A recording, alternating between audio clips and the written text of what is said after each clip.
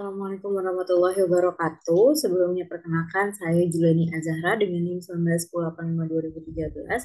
Di sini saya akan menjelaskan mengenai penelitian skripsi saya yang berjudul bergabungnya International Organization for Migration menjadi agen migrasi Perserikatan Bangsa-Bangsa pada tahun 2016.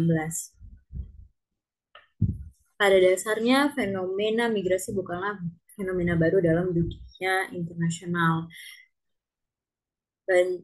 Banyak faktor yang kemudian mendorong individu untuk melakukan perpindahan dari suatu wilayah ke wilayah lainnya, baik itu faktor ekonomi, sosial, politik, maupun terjadinya penanganan konflik di wilayahnya. Individu juga memiliki kebebasan untuk melakukan perpindahan sebagaimana diatur dalam Universal Declaration of Human Rights. Namun, apabila migrasi tersebut terjadi secara besar-besaran dan kemudian tidak terkontrol, maka hal ini dapat menimbulkan dampak negatif bagi negara tujuannya. Nah, negara tentunya akan melakukan upaya untuk melakukan pengelolaan tersebut. Namun apabila gagal dalam sejarahnya, negara kemudian melakukan kerjasama, salah satunya dengan membentuk organisasi internasional. Kejadian ini pernah terjadi pada krisis migrasi yang terjadi di Eropa pasca Perang Dunia Kedua, di mana terjadi kepadatan penduduk akibat ledakan arus migrasi dan angka kelahiran yang tinggi. Saat itu negara gagal untuk melakukan pengelolaan sehingga negara membentuk kerjasama dan menginisiasi terbentuknya sebuah organisasi yang kemudian bernama International Organization for Migration. Nah, IOM dibentuk oleh Blok Barat pada saat itu di negara-negara Eropa pada tahun 1951 yang awalnya sebagai agensi logistik, transportasi, imigrasi, dan pengungsi di Eropa. Namun dalam perkembangannya, IOM telah berhasil menjadi organisasi internasional di bidang migrasi di luar sistem PBB yang secara independen memiliki otonomi dan pengaruh yang besar terhadap tata kelola migrasi global. Meskipun begitu, pada tahun 2016, IOM melakukan kerjasama dengan PBB dan dengan menjadi agen migrasi PBB pada tahun 2016.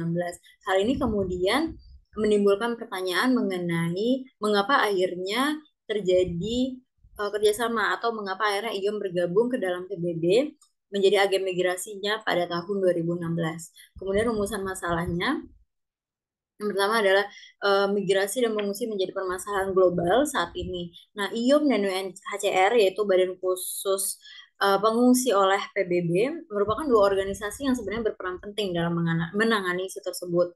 Nah, kemudian bergabungnya IOM ke dalam sistem PBB ini tentu memberikan dampak terhadap tata kelola migrasi global sebagai aktor utama nih dalam menangani isu migrasi.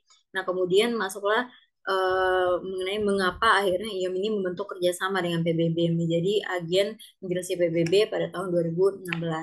Kemudian pertanyaan tujuan dan manfaat penelitian. Pertanyaan penelitian adalah mengapa International Organization for Migration bergabung dengan PBB sebagai UN Migration Agency pada tahun 2016. Tujuan penelitian adalah untuk menjelaskan mengapa IOM bergabung dengan PBB menjadi UN Migration Agency pada tahun 2016 serta tujuan serta manfaat penelitian ada secara akademis yaitu menambah wawasan dan pengetahuan dalam studi hubungan internasional mengenai hubungan dan latar belakang kerjasama antara IOM dan PBB. Secara praktis, penelitian ini diharapkan dapat berguna bagi IOM dan PBB sebagai rujukan dan bahan evaluasi terkait perbaikan kebijakan sehingga dapat meningkatkan kerjasama di masa mendatang. Studi pustaka dalam penelitian ini ada 5. Yang utama digunakan ada pertama tulisan dari Martin Wells yang berjudul Reconsidering Lock-in Effects and Benefits from Delegation, The African Union's Relations with its Member State Through a Principal Agent Perspective.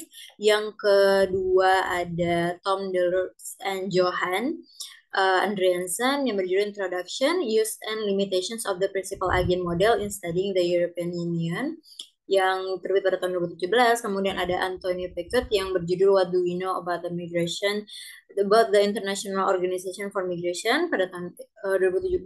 Kemudian ada tulisan dari Philip Eford yaitu Developmental Border Work and the International Organization for Migration yang terbitkan pada tahun 2017.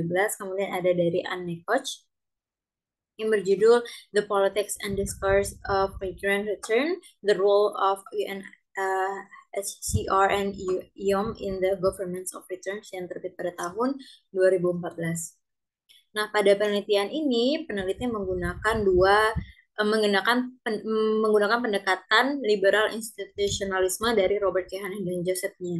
Nah, terdapat 4 karakteristik utama dari pendekatan ini menurut Robert Kiyosaki dan Josephnya. Yang pertama adalah sikap optimistik terhadap peningkatan interaksi dan hubungan antar aktor. Nah, menurut pendekatan ini, untuk meningkatkan uh, keuntungan atau untuk mencapai kepentingan yang maksimal, aktor itu cenderung melakukan kerjasama, sehingga maksudnya adalah untuk mencapai kepentingan tersebut akan ada banyak interaksi dan hubungan antar aktor ke dalam tingkatan yang lebih tidak tingkatan kerjasama yang lebih luas. Kemudian tidak ada pembagian jenis isu seperti yang ada pada realisme seperti high politic issue atau low politic issue di pendekatan ini tidak karena semua isu memiliki tingkat kepentingan yang sama. Kemudian ada pemaksimalan keuntungan yang dilakukan melalui kerjasama. Ini berkaitan dengan sikap optimistik tadi, di mana pendekatan ini berpendapat bahwa untuk mencapai keuntungan yang maksimal, untuk mencapai kepentingannya, maka negara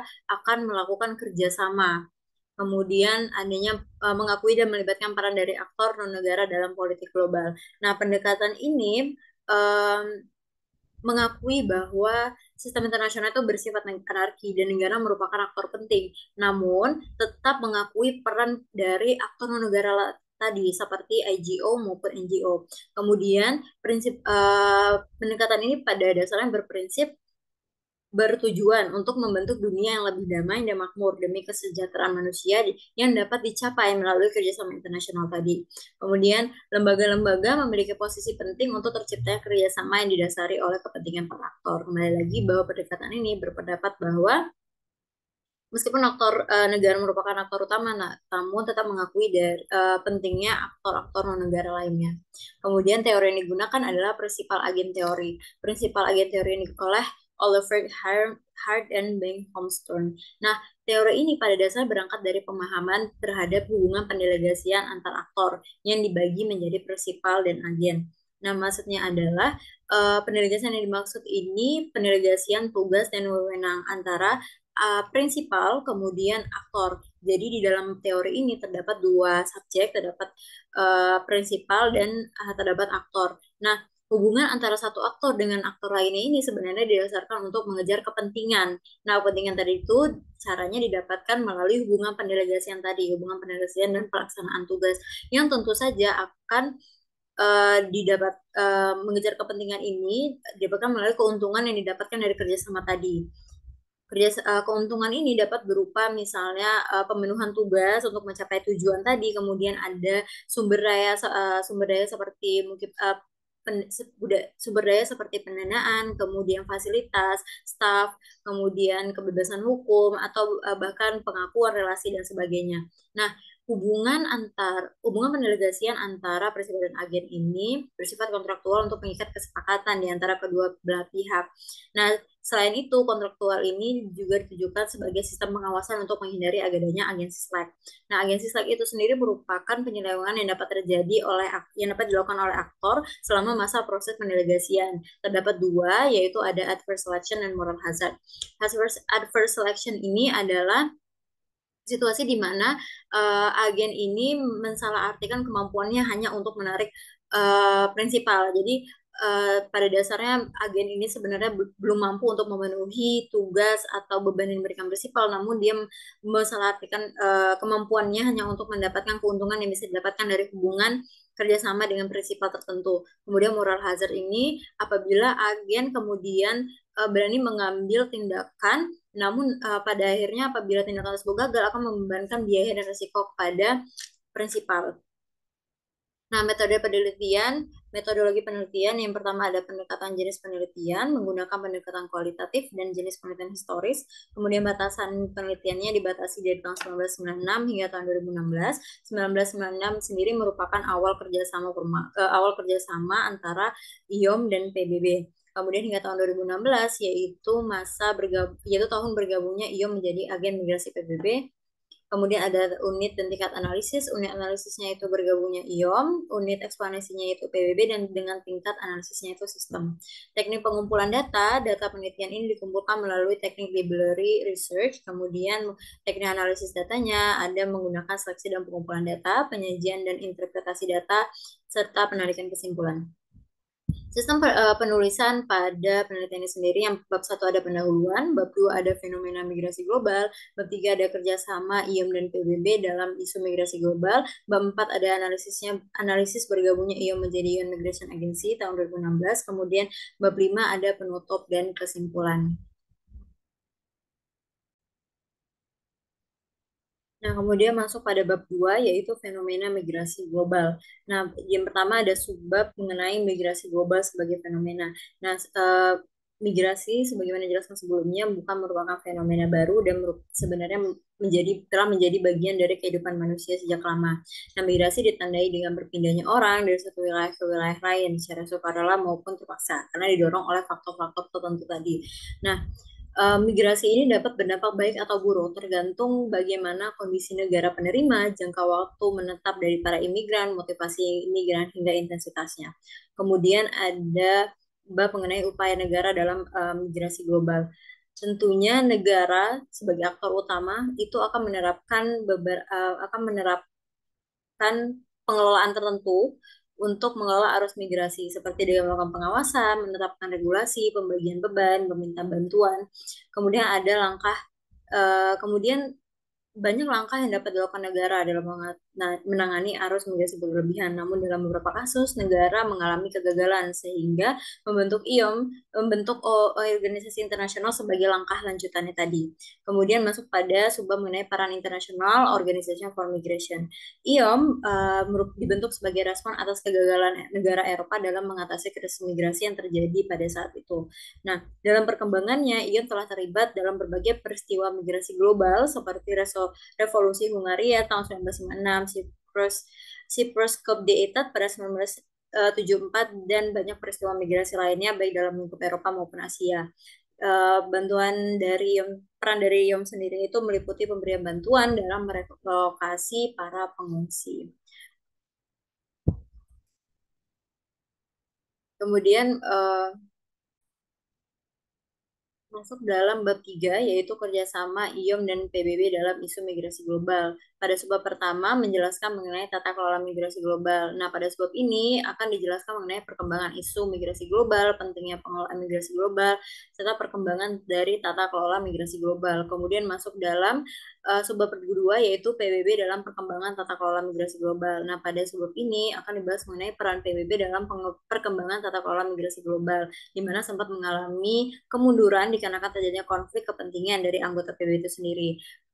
PBB juga sebenarnya berperan dalam perkembangan tata kelola migrasi global seperti peran-perannya yaitu membentuk konvensi migrasi, kemudian penciptaan badan khusus migrasi hingga pengelolaan dan koordinasi di bidang migrasi.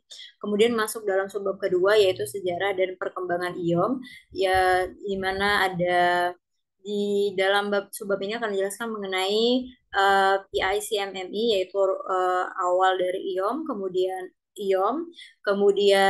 sebagai UN Migration Agency, kemudian ada masuk dinamika hubungan IOM dan PBB, kemudian dilanjutkan bergabungnya IOM ke dalam sistem PBB, kemudian dilanjutkan dengan IOM pasca menjadi UN Migration Agency, dan dilanjutkan lagi dengan sebab tata kelola migrasi global pasca bergabungnya IOM ke dalam PBB.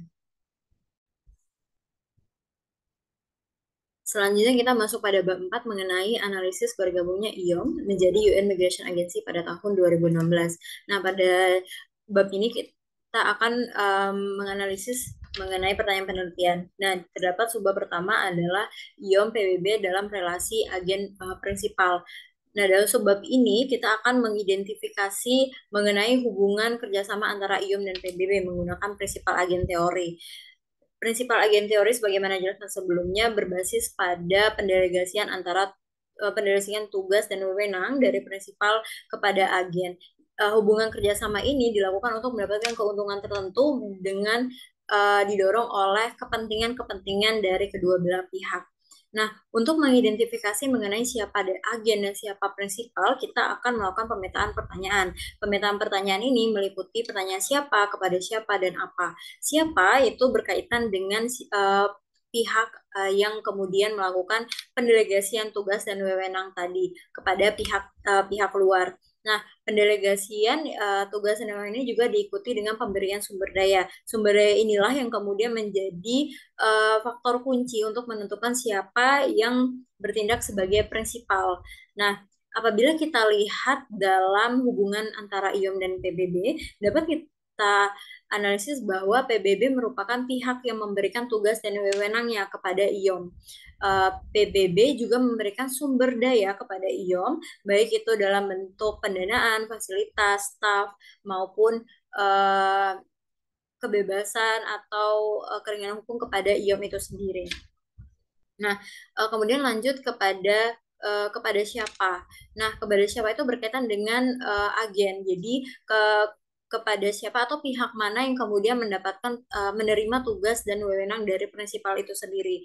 Nah, dalam hal atau kepada siapa atau pihak mana yang kemudian mendapatkan sumber daya tersebut, sumber daya yang diberikan dari prinsipal. Nah, dalam hal ini apabila kita lihat dalam hubungan IOM dan PBB, maka agen dari hubungan ini adalah IOM karena IOM itu mengambil peran sebagai perpanjangan diri dari PBB, kemudian menggunakan sumber daya yang diberikan oleh PBB tadi seperti pendanaan staf dan lain-lainnya. Sehingga kemudian lanjut kepada apa, yaitu berkaitan dengan objek dari pendelegasian. Apa yang menjadi objek pendelegasian dalam hubungan di antara IOM dan PBB adalah tugas dari PBB untuk melakukan koordinasi dan mengelola isu-isu terkait migrasi global. Nah, apabila ketiga pertanyaan ini sudah terjawab, maka kita bisa menyimpulkan bahwa dalam hubungan PBB, dalam hubungan IOM dan PBB, pihak yang bertindak sebagai prinsipal adalah PBB dan pihak yang bertindak sebagai agen adalah IOM. Sedangkan objek penelitiannya adalah melakukan pengelolaan dan koordinasi terkait dengan isu-isu migrasi global. Kemudian masuk dalam subbab yang kedua ada tujuan dan kepentingan IOM dan PBB. Sebagaimana Anda jelaskan sebelumnya, dasar dari prinsipal agen teori itu adalah pendelegasian ini dilakukan untuk mendapatkan keuntungan tertentu untuk para prinsipal maupun agen mencapai kepentingan dari mereka tadi, kepentingan yang kemudian mendorong mereka untuk melakukan kerjasama ini. Nah, tujuan dan kepentingan ini berarti tidak hanya datang dari PBB, namun juga ada IOM. Nah, mungkin sama seperti kepentingan, terdapat keuntungan yang juga didapatkan dari kedua belah pihak. Nah, menjadikan dari sisi PBB menjadikan IOM menjadi agen migrasi itu sebenarnya mendatangkan perdebatan yang artinya prosesnya tidak mudah. Namun, PBB ini membutuhkan badan yang dapat melaksanakan program dan mengambil peran dalam menangani isu migrasi global tanpa mengeluarkan biaya yang lebih besar, seperti membuat badan baru. Jadi, dengan menggabungkan IOM ke dalam PBB, maka PBB bisa memaksimalkan sumber daya yang ada dan di saat bersamaan dapat memastikan kemampuan sehingga tujuan dan kepentingan IOM tersebut dapat tercapai secara efektif dan dengan penggunaan sumber daya yang dikelola dengan baik juga, Mas. Kemudian dari IOM sendiri tentunya pasti memiliki kepentingan yang kemudian menjawab pertanyaan penelitian tadi, mengapa IOM akhirnya bergabung ke dalam PBB. Nah, kepentingan-kepentingan IOM ini sendiri mempunyai faktor pendorong atau keuntungan yang bisa didapatkan dari hubungan ini. Keuntungan-keuntungan ini sendiri merupakan pertama pengakuan IOM sebelum bergabung menjadi agen migrasi PBB tentu sebenarnya sudah memiliki otonomi dan pengaruh yang besar. Namun dalam prosesnya atau dalam perkembangannya IOM ini sebenarnya banyak mendapatkan kritik dari para organisasi internasional serupa seperti Amnesty International yang beranggapan bahwa IOM ini masih belum dapat dikatakan sebagai organisasi yang berfokus pada menciptakan migrasi dunia yang teratur. Hal inilah yang kemudian ingin dicapai atau ingin didapatkan oleh IOM dengan bergabung ke dalam PBB. Kemudian ada mengurangi skeptisme. Itu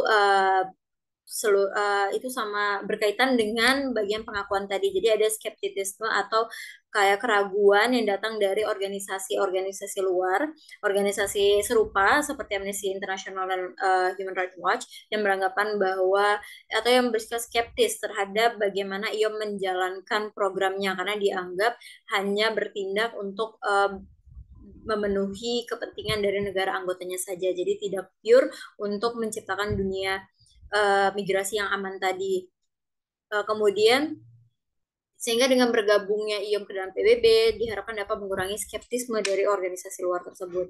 Kemudian ada pengaruh dan relasi. Jadi dengan bergabungnya IOM maka diharapkan dapat memperluas pengaruh IOM dan relasi IOM dengan badan-badan PBB atau badan-badan lainnya. Kemudian ada sumber daya lainnya yang dimaksud ini uh, seperti pendanaan, kemudian fasilitas, staf, kebebasan hukum, dan kemudahan administrasi yang bisa didapatkan dengan bergabung menjadi agen migrasi PBB. Kemudian dilanjutkan pada sebab mengenai agensi selek dalam relasi IOM dan PBB. Dalam prinsipal agen tadi, terdapat pembahasan mengenai ada kemungkinan terjadinya penyelewengan yang dilakukan oleh agen dalam proses pendelegasian tadi. Terdapat untuk melihat penyelewengan tersebut terdapat 4 indikator yang bisa kita digunakan, yaitu kita melihat apakah uh, prinsipal itu mempekerjakan agen lain untuk bertindak sebagai pengawas. Kedua, apakah prinsipal membentuk komite pengawas. Ketiga, apakah prinsipal itu melakukan pemotongan anggaran. Dan keempat, apakah prinsipal mengurangi staf untuk agen. Dengan kita melihat dari indikator-indikator tersebut, dalam hubungan antara PBB dan IOM, kondisi tersebut tidak terjadi karena IOM telah berhasil dalam melaksanakan berbagai program dan kegiatan di bawah sistem PBB. PBB juga tidak dalam prosesnya dari tahun 2016 itu tidak hingga sekarang itu tidak ada sanksi yang diberikan terhadap IOM atas pelanggaran atau kemungkinan penyelewengan yang terjadi. Kemudian Kemudian masuk pada bab 5 yaitu penutup. Yang pertama ada kesimpulan. Jadi dari penelitian ini dapat disimpulkan bahwa bergabungnya IOM ke dalam PBB ini sebenarnya didorong oleh kepentingan untuk mencapai tujuan dari IOM itu sendiri sesuai dengan strategisnya organisasi ini. Nah, hubungan yang terbentuk adalah antara IOM dan PBB ini tentu mendapatkan tentu ada keuntungan di dalamnya. Keuntungan ini sendiri yang akan kemudian digunakan oleh IOM untuk mencapai kepentingan tadi. Nah, keuntungan-keuntungan ini berupa pengakuan terhadap IOM, kemudian pengurangan kritik dan skeptisisme terhadap IOM, menambah pengaruh relasi, kemudian dukungan melalui pendanaan dan kemudahan administrasi, serta mendapatkan kekebalan hukum dan hak-hak istimewa. Nah, keuntungan-keuntungan tadi itu dapat dimaksimalkan oleh IOM untuk semakin berkembang dan kemudian membantu IOM dalam mencapai tujuan strategis dari IOM itu sendiri. Kemudian ada saran pembahasan mengenai IOM ini sendiri sebagai subjek penelitian ini sedikit jika dibandingkan dengan organisasi serupa seperti UNHCR. Nah, sebagai NGO di bidang migrasi, IOM itu telah memberikan banyak pengaruh dan kontribusi terhadap perkembangan tata kelola migrasi global. Sehingga peneliti menyarankan untuk mencari lebih banyak literatur dan menganalisis berbagai aktor yang terlibat dalam dengan menggunakan konsep dan teori yang lebih kompleks serta komprehensif. Dengan begitu dapat menghasilkan karya ilmiah yang lebih baik sehingga dapat menjadi bahan masukan kepada berbagai pihak terkait. Oke, sekian dari presentasi saya mengenai penelitian skripsi. Bila ada salah mohon dimaafkan. All human beings have all human rights. Sekian, terima kasih. Assalamualaikum warahmatullahi wabarakatuh.